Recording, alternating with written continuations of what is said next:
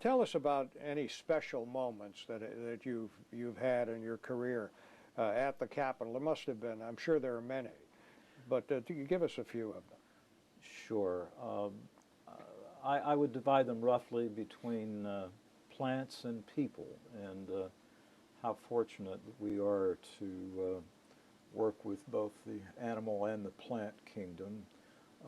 Among my great memories are interaction with people, and the old expression, you only get one chance to make a good first impression, I think really holds true for the Capitol grounds, because I always hope and pray that if someone's grandmother arrives at the Capitol for the very first time, that it's in pristine condition. There's no trash on the sidewalk. There are no weeds in the beds, and that that's a favorable first impression. Likewise, a busload of high school students who come for their junior level trip to Washington.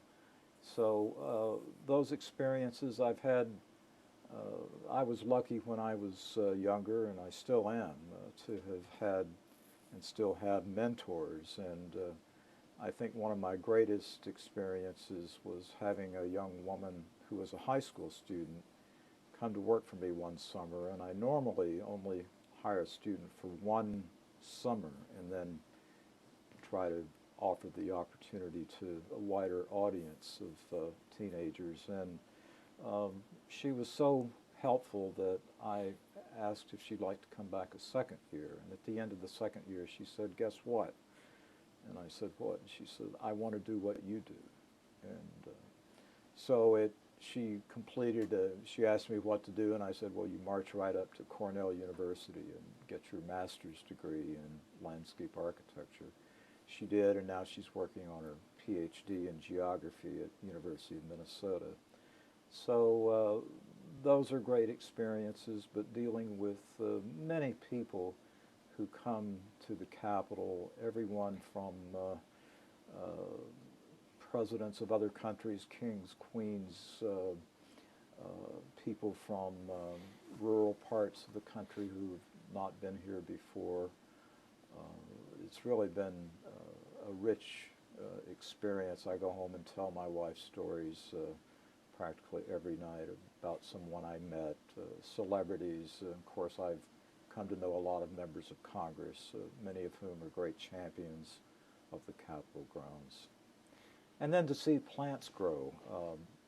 If you look at the back of a $50 bill, are trees that I hand-picked from a nursery in New Jersey, and I put a little red plastic tag on the north side of each of those trees.